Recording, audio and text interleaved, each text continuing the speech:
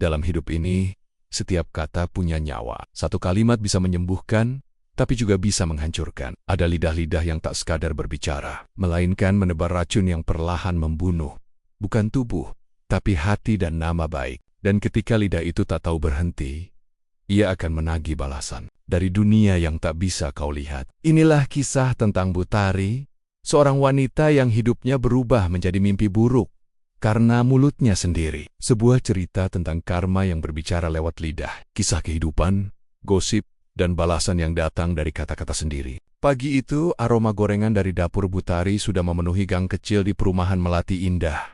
Ia duduk di teras, mengenakan daster bunga-bunga, rambut disanggul asal, dan segelas teh manis di tangan. Tapi bukan sarapan yang membuatnya bersemangat, melainkan topik gosip baru. Kamu tahu nggak, si Wulan tuh suaminya pulang pagi terus loh sekarang. Katanya pada Busari yang baru saja lewat sambil menyapu halaman. Busari tertawa kecil, pura-pura kaget, padahal sudah tahu arah pembicaraan itu akan kemana.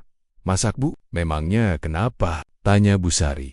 Katanya, dia ketemu sama cewek di kantor. Cantik, tapi genit. Wulan sih diem aja, dasar istri nggak bisa jaga suami. Jawab Butari cepat. Matanya melirik kiri kanan memastikan ada yang mendengar dari rumah sebelah. Terdengar suara pintu dibanting. Ternyata Wulan yang mendengarnya. Wajahnya merah, menahan amarah. Ia sudah terlalu sering menjadi korban lidah Butari yang tajam, seperti pisau. "Butari!" seru Wulan dengan nada tinggi. "Kalau nggak tahu yang sebenarnya, jangan ngomong sembarangan." Ya, tapi Butari hanya tersenyum sinis. "Loh, saya kan cuma ngomong apa yang saya dengar. Bu, jangan baper, namanya juga tetangga. Saling perhatian." Wulan masuk kembali dengan wajah kecewa. Sementara beberapa warga lain yang lewat hanya saling pandang. Mereka tahu, Butari memang tak pernah bisa diam. Apapun yang terjadi di lingkungan itu, selalu ada versinya sendiri.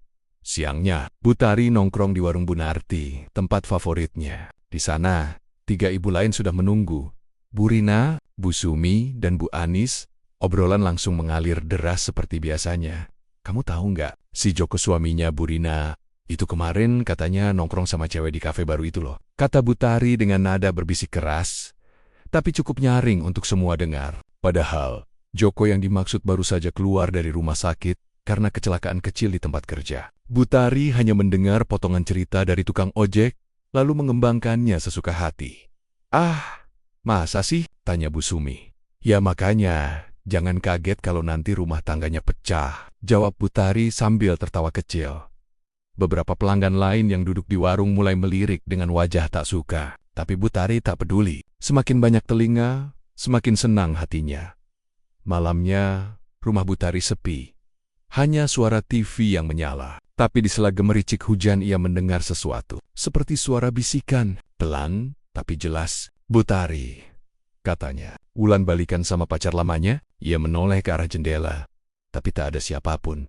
"Halah, paling cuma suara hujan," gumamnya sambil menutup tirai. Namun bisikan itu muncul lagi, kali ini dari arah dapur. "Butari, katanya kamu juga dulu rebut suami orang ya?" Ia langsung berdiri. "Siapa di situ?" Suaranya menggema di antara dentuman hujan. Tak ada jawaban, hanya suara tetes air dari atap bocor. Jantungnya berdebar. Ia mematikan TV dan masuk kamar. Tapi perasaan tidak enak itu terus menempel seperti bayangan. Keesokan paginya, seluruh warga geger. Di grup WhatsApp RT, seseorang menulis, "Tolong ya Butari, jangan sembarangan ngomong. Gara-gara omongan ibu, Wulan semalam ribut besar sama suaminya. Kalau nggak tahu jelas lebih baik diam." Komentar lain bermunculan. Butari membaca semuanya sambil menggigit bibir. Ia kesal. "Dasar nggak tahu diri. Aku cuma nyampaikan. Malah aku yang disalahin." Ia keluar rumah dengan emosi menuju warung. Tapi kali ini suasananya berbeda. Biasanya semua menyambut dengan senyum. Sekarang, semua diam. Beberapa bahkan pura-pura sibuk. "Kenapa sih pada diam semua?" Tanya Butari dengan nada tinggi. Bu Narti, pemilik warung, hanya menatapnya dengan dingin. "Bu, mulai sekarang jangan bawa-bawa urusan orang lain ke warung saya. Udah banyak yang komplain." Butari kaget. "Loh, saya kan cuma ngobrol. Obrolan ibu udah bikin orang berantem, Bu. Saya nggak mau warung saya jadi sumber masalah." Suasana hening. Semua mata memandang Butari. Untuk pertama kalinya ia merasa malu. Ia pulang dengan langkah berat, wajahnya panas, tapi rasa malu itu segera berubah jadi amarah. Dasar orang-orang sok suci. Mereka juga suka ngomongin orang. Kenapa cuma aku yang disalahin? Ia membanting pintu rumah, lalu duduk di ruang tamu. Tapi tiba-tiba, lidahnya terasa panas, seperti terbakar dari dalam. Ia meneguk air, tapi sensasi itu tidak hilang, justru semakin parah. Ia terbatuk keras, memegangi lehernya. Kenapa ini? Lid, katanya parau. Dalam kepanikan, ia mendengar suara kecil, seperti dari dalam kepalanya sendiri. Kau suka berbicara kan? Sekarang, bicaralah. Terus, bicaralah. Ia menutup telinga, menjerit, tapi suara itu tak berhenti. Butari tak bisa tidur. Bibirnya terus bergerak pelan. Tanpa ia sadari, mengulang semua kalimat gosip yang pernah ia katakan. Dan dari luar rumah, terdengar seperti ada seseorang ikut tertawa bersamanya. Sudah 3 hari berlalu sejak malam aneh itu. Butari masih merasa lidahnya panas seperti terbakar setiap kali mencoba berbicara tentang orang lain. Tapi anehnya, semakin ia mencoba diam, semakin kuat suara itu berbisik di kepalanya. Eyo, Butari, ceritakan lagi. Semua orang menunggu kabar darimu. Suara itu bukan suara orang lain. Itu suaranya sendiri. Tapi terdengar lebih berat, serak, dan dingin. Pagi itu, Butari duduk di dapur sambil mengaduk kopi. Tangannya gemetar, wajahnya pucat. Anaknya yang remaja, Lina, keluar dari kamar. Bu, kenapa sih? Dari tadi ngomong sendiri. Saya dengar ibu kayak bisik-bisik. Butari terdiam. Ia tidak ingat kapan terakhir kali berbicara dengan Lina tanpa merasa takut. Enggak, ibu cuma baca doa, katanya cepat. Tapi bahkan saat berkata begitu, ia mendengar bisikan lain menertawakannya. Doa. Hah, sejak kapan kau berdoa untuk selain dirimu sendiri? Butari memukul meja. Diam kau. Lina kaget. Bu, ibu ngomong sama siapa? Nggak ada. Sudah sana berangkat sekolah, bentaknya dengan suara tinggi. Lina menatap ibunya dengan wajah khawatir. Bu, ibu nggak apa-apa kan? Butari memalingkan wajah, pura-pura sibuk. Tapi setelah Lina pergi, ia kembali menunduk dan menatap cermin kecil di dapur. Untuk sesaat, bayangan di cermin itu tidak menirukan gerakannya. Ketika ia berhenti bicara, bayangan itu masih tersenyum. Siang harinya, Butari memaksa diri pergi ke warung. Ia ingin membuktikan bahwa semuanya normal, bahwa orang-orang masih mau berbicara dengannya. Tapi saat melangkah ke arah warung, beberapa tetangga justru berbisik-bisik pelan sambil menatapnya dari jauh. Kasihan ya, katanya Butari sekarang sering ngomong sendiri di rumah. Iya, Lina cerita katanya ibunya suka marah-marah sama tembok. Bisikan-bisikan itu menusuk hatinya seperti jarum. Ia ingin membela diri, tapi begitu membuka mulut, lidahnya seperti membatu. Panas, kering, seolah ada sesuatu yang menahan kata-katanya keluar. Ia hanya berdiri di sana, menatap mereka satu persatu, lalu berjalan pulang dengan langkah goyah. Tapi baru beberapa meter dari rumah, tiba-tiba telinganya berdenging keras, dan suara-suara itu kembali. Mereka gosipin kamu, Butari. Mereka semua sama, mau lihat kamu jatuh. Buktikan. Balas mereka.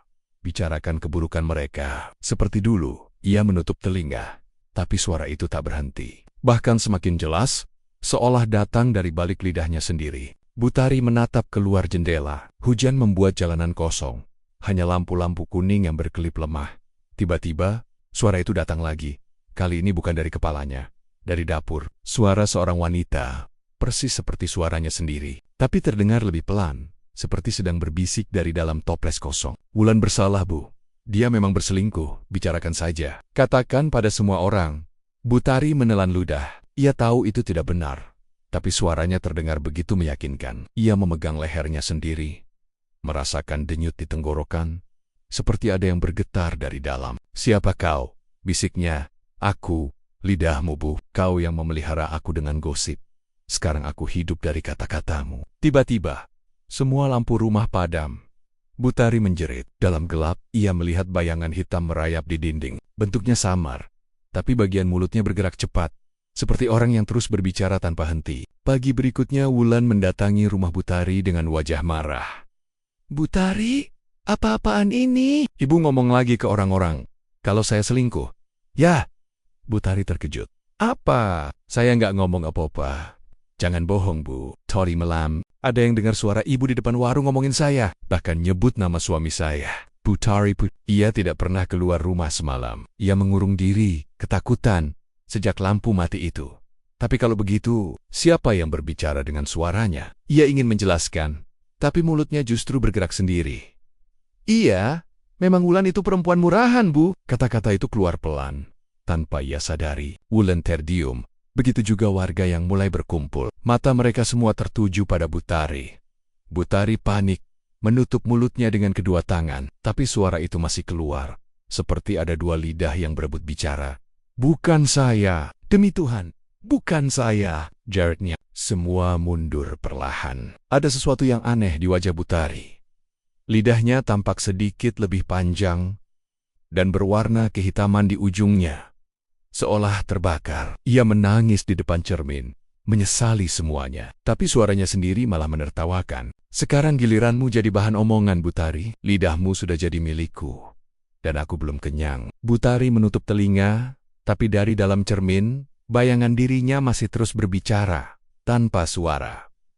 Mulut itu terus bergerak, terus berbisik. Dan ketika ia menatap lebih dekat, ia sadar. Bayangan di cermin tidak punya mata, hanya mulut besar yang tak berhenti bergerak. Sudah seminggu Butari hampir tak keluar rumah. Wajahnya pucat, matanya cekung, dan suara bisikan itu kini semakin sering datang. Bukan hanya di kepala, tapi dari berbagai sudut rumah. Kadang dari dapur, kadang dari kamar mandi, bahkan dari balik lemari. Namun yang paling menakutkan adalah cermin di ruang tamu. Setiap kali ia lewat, bayangan di dalamnya selalu menatap lebih dulu, seolah menunggunya untuk berbicara. Kadang bayangan itu tersenyum, kadang justru menirukan kata-kata gosip yang dulu sering ia ucapkan, dengan nada menyindir. Bu Rina selingkuh sama mandor proyek. Bu Sumi nyimpen uang kas RT buat beli perhiasan. Wulan, perempuan itu memang gak tahu malu. Semua kalimat itu, yang dulu hanya mainan bibirnya, kini bergema kembali. Keluar dari mulut bayangan itu. Malam itu, Butari duduk di depan cermin dengan wajah tegang. Ia menyalakan lilin karena listrik rumah sengaja dimatikan. Katanya agar suara-suara itu diam. Namun dalam temaram cahaya lilin, bayangan dirinya tampak lebih gelap, dengan senyum yang tidak mengikuti gerak bibirnya sendiri. Siapa kau sebenarnya? Tanya Butari pelan. Bayangan itu tertawa pelan. Aku adalah kau. Tapi yang sesungguhnya, aku lidah yang kau beri makan selama bertahun-tahun, tidak. Aku tidak bermaksud jahat. Oh, tapi kau menikmati setiap kali orang menangis karena ucapmu, bukan? Kau suka saat mereka tersudut, saat namamu disebut karena kabar yang kau sebarkan. Suara itu semakin jelas, semakin menyeramkan. Lidah di mulut bayangan itu bergerak cepat, lebih panjang, lebih hitam, dan tampak menjilat sisi dalam cermin, meninggalkan bekas seperti noda cair. Butari menjerit, mundur ke belakang, hampir menabrak meja. Tapi anehnya, dari balik cermin terdengar suara tawa, sama persis dengan tawanya sendiri. Keesokan harinya, Bu Narti dari warung datang mengetuk pintu rumah Butari. Ia khawatir karena sudah beberapa hari tidak melihatnya keluar. Butari, ini saya Bu Narti, ibu nggak apa-apa? Tak ada jawaban. Ketika ia menempelkan telinga ke pintu, terdengar suara samar, seperti dua orang sedang berkokep-kekap di dalam rumah. Sudah kubilang, jangan keluar, aku takut. Tidak perlu takut, mereka semua pantas disakiti, bukan? Bu Narti langsung mundur. Suara pertama jelas suara Butari, tapi suara kedua, entah dari mana datangnya. Dan yang paling aneh, dua suara itu sama persis. Beberapa anak kecil bermain di depan rumah Butari. Mereka berteriak-teriak, melempar bola plastik. Salah satu bola itu masuk lewat pagar rumah Butari. Ketika bocah itu mencoba mengambilnya, ia melihat dari jendela. Butari sedang berbicara dengan cerminnya sendiri. Wajahnya menempel di permukaan kaca, dan cermin itu tampak berembun dari dalam. Mulutnya bergerak cepat, tapi tak ada suara keluar. Anak itu ketakutan dan langsung lari. Keesokan paginya, kabar itu sudah menyebar ke seluruh warga. Butari bicara dengan bayangannya sendiri. Malam kembali datang. Butari duduk di lantai ruang tamu, di depan cermin yang kini tampak retak di bagian bawahnya. Aku sudah menuruti semua yang kau mau, katanya pada bayangan itu. Sekarang berhenti. Tolong hentikan semua ini. Bayangan itu tersenyum lebar. Terlambat, Butari.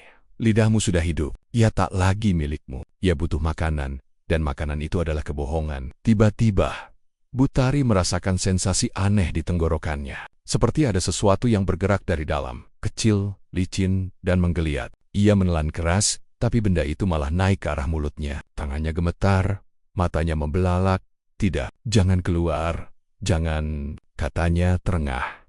Tapi rasa itu semakin kuat. Dan di depan cermin, Bayangannya meniru dengan sempurna. Hanya saja, dari mulut bayangan itu benar-benar keluar sesuatu, seutas lidah panjang, hitam, bergerak seperti ular, menjilat permukaan kaca dari dalam. Butari menjerit. Ia menjatuhkan cermin ke lantai. Prang! Namun dari pecahan itu, bayangan-bayangan kecil dirinya terus berbicara bersamaan. Ribuan mulut kecil bergerak tak henti-henti. Suara mereka bergema di seluruh ruangan, seperti 1000 gosip yang berdesakan keluar. Butari ini yang nyebarin. Dia yang fitnah Wulan. Dia yang bikin Burina cerai. Dia yang pura-pura baik. Butari menutup telinga, berteriak sekuat-kuatnya. Tapi semakin keras ia menjerit, semakin nyaring suara itu menggema, hingga seisi rumah bergetar. Keesokan harinya, warga menemukan rumah Butari terbuka. Cermin di ruang tamu pecah berantakan. Di lantai, ada jejak seperti bekas cairan hitam. Dan di tengahnya, Butari duduk dengan mata kosong. Ia masih hidup, tapi bibirnya terus bergerak pelan, berbisik tanpa suara. Dan dari ujung lidahnya, tampak belahan kecil. Seperti lidah itu membelah dua, seolah mencoba menjadi sesuatu yang lain. 3 hari setelah kejadian cermin pecah itu, Butari tidak lagi seperti manusia biasa. Wajahnya pucat, matanya cekung seperti tak tidur berhari-hari. Tiap kali berbicara, gerak bibirnya tidak selaras dengan suaranya. Kadang mulutnya diam, tapi ada suara lain yang tetap berbicara dari tenggorokannya, pelan, serak, dan penuh kebencian. Pagi itu, Burina dan Busumi sedang menyapu halaman. Mereka melihat Butari berjalan pelan melewati gang, membawa kantong plastik. Langkahnya lambat, tapi matanya menatap tajam ke setiap rumah yang ia lewati. "Butari, lama banget gak kelihatan," sapa Busumi hati-hati. Butari menoleh, tersenyum lemah. Namun saat ia menjawab, suara yang keluar bukan miliknya. Suara itu dalam, serak, seperti 2 orang berbicara bersamaan. "Burina, suamimu masih sering keluar malam ya?" Burina langsung terkejut. "Apa maksud ibu?" Butari terdiam. Ia menutup mulutnya, wajahnya panik. Tapi suara itu terus keluar, seolah mulutnya punya pikiran sendiri. "Busumi juga ya," katanya, "utang di warung belum dibayar, tapi gayanya masih suka beli emas." Busumi memekik. "Astaga, Butari, mulut ibu ini apa-apaan sih?" Butari menangis. "Bukan saya nggak ngomong apa-apa, saya nggak bisa kendalikan ini." Mereka berlari menjauh dengan ketakutan. Dan saat Butari menjerit minta tolong, dari mulutnya sendiri terdengar tawa lain. Tawa yang dingin, menakutkan, dan membuat siapapun yang mendengarnya merinding. Siang harinya, Butari mengurung diri di rumah. Ia menatap cermin kecil di meja rias, melihat lidahnya sendiri. Kini warnanya gelap kehitaman, dan di bagian ujungnya tampak berdenyut halus, seperti nadi yang hidup. Ia mencoba menjulurkannya. Lidah itu bergerak aneh, seperti bukan lagi milik manusia. Saat ia mencoba menariknya kembali, lidah itu justru bergerak sendiri, menjilat pipinya dan berbisik dengan suara yang samar dari dalam mulutnya sendiri. "Diamlah, Butari. Sekarang giliran aku yang berbicara." Butari jatuh terduduk. Ia menampar pipinya sendiri, mencoba menahan, tapi lidah itu justru makin liar, melingkar di giginya, dan mengeluarkan kotak-kotak tanpa ia sadari. Bu Narti selingkuh sama tukang sayur. Pak RT ngambil uang kas. Wulan mau cerai. Semua kebohongan, semua fitnah, keluar begitu saja tanpa kendali. Ia menjerit, "Berhenti, tolong berhenti!" Tapi suara itu malah semakin keras, seperti ada yang memaksa dari dalam dirinya. Malam itu, warga kampung geger lagi. Beberapa orang mengaku melihat bayangan Butari berdiri di depan rumah mereka, berbicara sendiri di tengah jalan, seolah sedang bergosip pada udara kosong. Tapi anehnya, suara itu datang dari 2 arah, dari bibir dan dari dada, seperti 2 mulut berbicara sekaligus. Anak-anak yang mendengarnya ketakutan dan lari pulang sambil menangis. Di dalam rumah, Butari sudah tak tahan. Ia menutup mulutnya dengan kain, mengikat wajahnya sendiri, tapi bisikan itu tetap terdengar dari dalam kepala. "Kau ingin diam, tak bisa. Aku hidup karena kata-katamu. Kau yang memeliharaku selama ini. Sekarang giliranku mengambil tubuhmu." Darah merembes sedikit dari sudut bibirnya. Ia mencabut kain penutup mulutnya dengan panik. Dan dari dalam, terdengar suara seretan seperti sesuatu yang bergerak di dalam tenggorokan. Ia menatap ke arah cermin kecil di kamar. Dan di sana, bayangan dirinya tidak lagi punya wajah manusia. Mulutnya terbuka lebar, lidahnya menjulur panjang sampai ke lantai, meneteskan cairan hitam seperti tinta. Bayangan itu berkata, "Kau sudah menularkan racunmu ke banyak orang. Sekarang kau akan merasakannya sendiri." Tiba-tiba, lidah Butari di dunia nyata bergerak liar. seperti berusaha menariknya ke arah cermin. Ia berpegangan pada meja, tapi semakin ia menahan, semakin kuat tarikan itu. Barang-barang di sekitar meja jatuh berserakan. Lilin di atas meja padam tertiup angin yang entah datang dari mana. Cermin itu bergetar, dan untuk sesaat, bayangan di dalamnya melangkah keluar setengah tubuh. Setengah dari refleksi dirinya, dengan lidah hitam panjang menggantung, bergerak pelan ke arah Butari. Mulutmu telah memanggilku sejak lama. Butari menjerit, tapi tak ada suara keluar. Lidahnya sendiri menjerat lehernya dari dalam, seperti ular yang membelit mangsanya. Ia berusaha memotongnya dengan gunting di meja, tapi begitu gunting itu mengenai lidahnya, tidak keluar darah, melainkan cairan hitam kental yang mengeluarkan bau busuk. Cermin pecah lagi. Dan kali ini, potongan bayangan itu hilang, seolah sesuatu benar-benar keluar darinya. Pagi berikutnya, rumah Butari kembali ramai. Beberapa tetangga mendengar suara aneh semalaman, seperti dua orang berdebat dari dalam rumah. Saat pintu dibuka, Butari ditemukan duduk di pojok ruang tamu. Dengan kepala tertunduk, wajahnya tampak tenang, tapi lidahnya tak ada, hanya sisa luka hitam di dalam mulutnya. Namun, walau bibirnya tak bergerak, suara bisikan pelan tetap terdengar dari tenggorokannya. Aku belum selesai berbicara. Warga ketakutan dan menutup rumah itu rapat-rapat. Sejak hari itu, setiap malam, dari balik jendela rumah Butari, kadang terdengar suara perempuan tertawa kecil, diikuti gumaman samar, seolah ada yang sedang bergosip sendirian. Sejak malam ketika Butari menjerit histeris di depan cermin, suasana di kampung itu berubah drastis. Rumahnya yang dulunya ramai didatangi ibu-ibu, kini menjadi tempat yang dihindari. Orang-orang yang lewat di depan rumah itu sering mengaku mendengar suara berbisik pelan, serak dan seolah berasal dari balik dinding. Awalnya, semua mengira itu hanya imajinasi, tapi kemudian satu demi satu tetangga mulai mengalami hal yang sama. Suatu malam, Bu Minah yang rumahnya persis di sebelah kiri rumah Butari, terbangun karena mendengar suara seseorang berbisik dari arah dapurnya. Bu Minah, anakmu pulang jam berapa malam itu? Hati-hati, jangan-jangan dia nggak belajar tapi ketemu lelaki. Bu Minah langsung berdiri. Suara itu jelas mirip suara Butari. Padahal rumah Butari sudah dikosongkan selama 2 minggu. Ia menyalakan lampu, tapi dapur sepi, panci, piring, semua diam. Namun suara itu kembali muncul. Kali ini dari dinding. Kamu pikir semua orang di sini nggak tahu rahasiamu, Bu Minah? Hehe, Bu Minah menjerit, membangunkan suaminya. Tapi saat mereka periksa, tak ada apa-apa. Hanya bau amis seperti darah dan logam. Samar tapi menusuk. Keesokan harinya, gosip pun beredar lagi ironisnya. Kali ini tanpa siapapun yang benar-benar memulainya. Warga saling berbisik. Katanya, suara Butari masih terdengar di malam hari. Ada yang lihat bayangan lidah bergerak di balik tirainya. Rumahnya kadang bersuara kayak orang ngomel sendiri. Yang lebih mengerikan, gosip itu menyebar tanpa ada yang mengucapkan. Orang-orang seperti dipaksa untuk membicarakan hal itu, mulut mereka bergerak tanpa sadar. Pak RT yang biasanya pendiam bahkan mendapati dirinya tiba-tiba berbicara. Butari dulu memang suka ngomong jahat, pantas aja kena. Ia kaget sendiri, seolah lidahnya dikendalikan oleh sesuatu. Sore itu, dua anak kecil, Rico dan Nani, bermain layangan di depan rumah Butari. Layangan mereka nyangkut di genteng, dan Rico nekat memanjat pagar. Tapi begitu ia mendekat, terdengar suara lirih. Rico sini, bantu Butari ambilin sesuatu di dalam. Rico menoleh. Tak ada siapapun, tapi dari dalam rumah yang gelap, sesuatu seperti lidah panjang berwarna merah kehitaman menjulur dari celah pintu melata pelan di lantai. Nani menjerit histeris dan lari, membuat Rico juga kabur ketakutan. Setelah itu, warga makin takut. Rumah Butari resmi disegel, tapi setiap malam dari dalamnya masih terdengar suara-suara. Bu Minah pelit, Pak RT selingkuh, Enok, Bu Sari suka nyuri uang kas. Semua rahasia yang pernah digosipkan oleh lidah Butari terulang satu persatu, seolah rumah itu menjadi sumber gosip baru yang tak bisa dihentikan. Tak butuh waktu lama, warga mulai menyadari sesuatu. Setiap kali mereka membicarakan orang lain, bahkan hanya sepatah dua patah kata, lidah mereka terasa panas seperti terbakar dari dalam. Bu Minah yang tak sengaja mengeluh tentang tetangganya, langsung muntah darah tipis. Pak RT yang membicarakan hal itu di warung, mendadak lidahnya bengkak dan sulit bicara. Mereka ketakutan. Semua orang jadi saling diam, takut bersuara. Tapi semakin mereka berusaha diam, semakin keras bisikan dari rumah Butari terdengar. Kalian pikir bisa diam?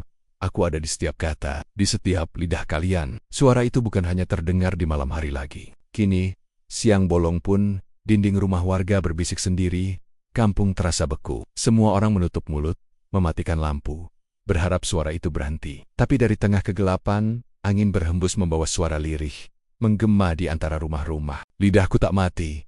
Sekarang aku tinggal di kalian. Dan entah kenapa, dari setiap rumah terdengar suara ketukan pelan dari dinding. 1, 2, 3 kali, seperti rumah itu sedang berbisik balik. Sejak malam penuh bisikan itu, kampung tempat Butari tinggal berubah menjadi tempat yang tidak pernah benar-benar sunyi. Tidak ada satupun rumah yang tenang, bahkan saat semua orang memilih diam. Selalu saja ada suara-suara yang muncul. Gumaman, bisikan, tawa samar, atau ocehan tanpa arah, tak ada yang tahu dari mana asalnya. Tapi semuanya tahu satu hal. Kutukan lidah itu telah menyebar. Di warung Bu Sarmi, para ibu duduk dengan wajah pucat. Mereka tak berani bicara, hanya saling pandang, sambil sesekali menutup mulut. Namun anehnya, walau mulut mereka diam, suara tetap keluar lembut tapi jelas. Bu Sarmi suka ngambil lebih kalau jual minyak. Bu Rati hutangnya belum dibayar, tapi belanja mulu. Anaknya Bu Darto tuh, katanya nganggur, padahal sok kaya. Bu Sarmi membeku. Ia tahu semua suara itu keluar dari mulut mereka sendiri, padahal bibirnya tertutup rapat. Mereka panik, menjerit, tapi jeritan itu tenggelam oleh bisikan yang makin keras dan saling menimpali. Seperti ratusan orang sedang bergunjing serentak, warung itu jadi kacau, piring jatuh, kopi tumpah, dan satu persatu orang lari ketakutan. Suara-suara itu tak hanya terdengar di rumah, dari masjid, dari sekolah, bahkan dari pos ronda. Semuanya berbunyi sendiri, mengeluarkan gosip-gosip yang tak mungkin diketahui orang lain. Pak Haji ngambil uang kas masjid. Guru SD itu punya hubungan sama wali muridnya. Lurah korupsi bantuan sembako. Orang-orang saling menuduh. Mereka tak bisa membedakan mana gosip, mana kenyataan. Yang lebih mengerikan, banyak rahasia terbongkar begitu saja. Seperti ada yang sengaja membeberkannya lewat udara. Dalam semalam, kampung yang tadinya akrab berubah jadi medan perang. Tetangga saling berteriak, suami istri saling menuduh, anak memaki orang tuanya. Lidah-lidah mereka seperti bergerak sendiri, bicara tanpa kendali. Aku benci kamu! Kamu yang nyumpahin aku dulu. Jangan dekat-dekat, mulutmu pembawa sial. Tak ada lagi yang bisa menahan diri. Kampung itu berubah menjadi lautan teriakan dan gosip liar yang memekakkan telinga. Seluruh warga sepakat untuk berkumpul di balai desa, berharap bisa berdoa bersama agar semua ini berhenti. Tapi bahkan di tengah doa, mulut-mulut mereka berkhianat. Bu Kades dulu rebutan tanah sama suaminya sendiri. Pak RT waktu muda suka main perempuan. Anak Bu Kades bukan anak kandung. Semua orang berhenti berdoa. Mereka saling menatap penuh curiga. Tak lama kemudian, perkelahian pecah. Balai desa berubah jadi neraka. Orang-orang menampar, menendang, dan berteriak. Sementara suara-suara lain, yang entah milik siapa, terus bergaung di langit malam. Aku, lidahmu. Aku tidak akan diam. Kalian hidup dari gosip, dan akan mati karenanya. Langit tiba-tiba menggelap, angin berhembus keras, membawa suara ratusan orang yang bergumam bersamaan. Seolah kampung itu sedang bergunjing sendiri. Menjelang tengah malam, Bu Sarmi keluar dari rumah, menutup telinganya sambil menangis. Dari kayohan, ia melihat sesuatu bergerak di jalan utama kampung. Bayangan-bayangan merah, menjulur, bergetar seperti tali yang hidup. Semakin lama semakin jelas. Itu lidah-lidah, lusinan jumlahnya, melata di tanah, menempel di dinding, menyusup ke ventilasi rumah. Setiap lidah itu menyusup ke rumah seseorang. Suara dari dalam rumah berubah, seperti orang bergosip tanpa henti. Kamu lihat anaknya siapa itu? Katanya si Anu cerai ya. Kok makin gendut ya? Suaminya ngasih makan apa? Bu Sarmi menjerit histeris. Ia berlari ke rumahnya, menutup pintu, tapi lidah-lidah itu mengetuk jendela pelan. Dari luar terdengar tawa kecil, mirip suara Butari. Sudah kubilang, gosip tak pernah benar-benar mati. Kampung itu sunyi aneh. Tak ada ayam berkokok, tak ada orang di jalan. Tapi jika seseorang lewat di sana, ia akan mendengar suara-suara halus datang dari balik rumah. Bisikan, cekikikan, dan gumaman tanpa tubuh. Dan bila diperhatikan lebih dekat, di setiap rumah ada bekas merah di tembok, seperti jejak lidah panjang yang pernah menempel di sana. Kampung itu, kata orang-orang dari luar daerah, tak pernah lagi bisa diam. Kampung itu kini seperti tempat tanpa jiwa. Rumah-rumah berdiri sunyi, namun dari dalamnya masih terdengar bisikan samar yang tak pernah berhenti. Tak ada lagi manusia yang berani menetap. Orang luar menyebutnya kampung lidah, tempat di mana setiap kata bisa membunuh, Tapi kutukan itu tidak berhenti di sana. Seperti udara yang mencari jalan keluar. Ia menyusup perlahan ke dunia luar, mengikuti suara, sinyal, dan kata-kata minggu pertama setelah kejadian itu. Warga dari kampung sebelah mulai menerima pesan aneh di ponsel mereka. Isinya berupa rekaman suara samar, seperti perempuan yang sedang bergosip pelan. Kamu tahu nggak? Si Winda kemarin ketahuan. Pesan itu tak bisa dihapus. Bahkan ketika ponsel dimatikan, suara itu tetap terdengar dari speaker dari earphone, bahkan dari dalam kepala mereka. Dan yang lebih mengerikan, setelah mendengar rekaman itu, orang yang menerimanya tak bisa berhenti bicara. Satu demi satu mulai membocorkan rahasia, membuka aib teman, menyebarkan kabar palsu. Gosip mulai kembali hidup. Beberapa hari kemudian, akun-akun media sosial warga kampung itu tiba-tiba aktif sendiri. Komentar bermunculan tanpa diketik, dia selingkuh. Rumah tangganya cuma pura-pura bahagia. Kerjanya nggak bener, hasil korupsi tuh. Postingan itu menyebar cepat. Orang-orang mulai bertengkar di kolom komentar. Saling menuduh, saling membuka aib. Dunia maya berubah menjadi ladang gosip tak berujung. Penuh kemarahan dan dendam. Tak ada yang tahu. Semua itu dimulai dari satu tempat. Kampung kecil tempat Butari dulu tinggal. Seorang jurnalis bernama Rendra datang untuk meliput fenomena itu. Ia nekat masuk ke kampung yang telah lama ditinggalkan. Di tengah reruntuhan rumah Butari, ia menemukan cermin pecah yang separuhnya masih utuh. Saat ia mendekat, permukaannya bergetar, memantulkan wajahnya sendiri, tapi dengan senyum orang lain. Kamu datang untuk menulis gosip, ya? Kamu ingin tahu kebenaran? Atau ingin cerita yang laku dijual? Rendra mandar, tapi suaranya sendiri menjawab dari cermin. Aku hanya ingin menulis kisah nyata. Cermin itu retak lagi. Lalu dari celahnya menjulur sesuatu berwarna merah tua, basah, berdenyut. Sebuah lidah itu merayap ke arah Rendra, lalu berhenti tepat di depannya. Kalau begitu, tulislah aku.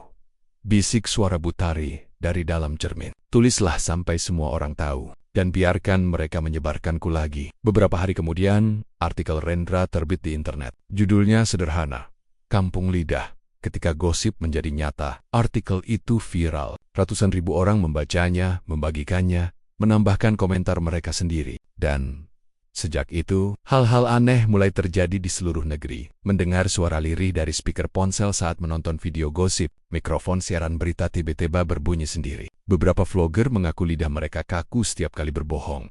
Tanpa mereka sadari, kutukan lidah itu telah berpindah ke dunia digital. Ke setiap komentar, status dan pesan yang lahir dari niat jahat, Rendra hilang tanpa jejak. Tapi akun medianya terus aktif, menulis status setiap malam.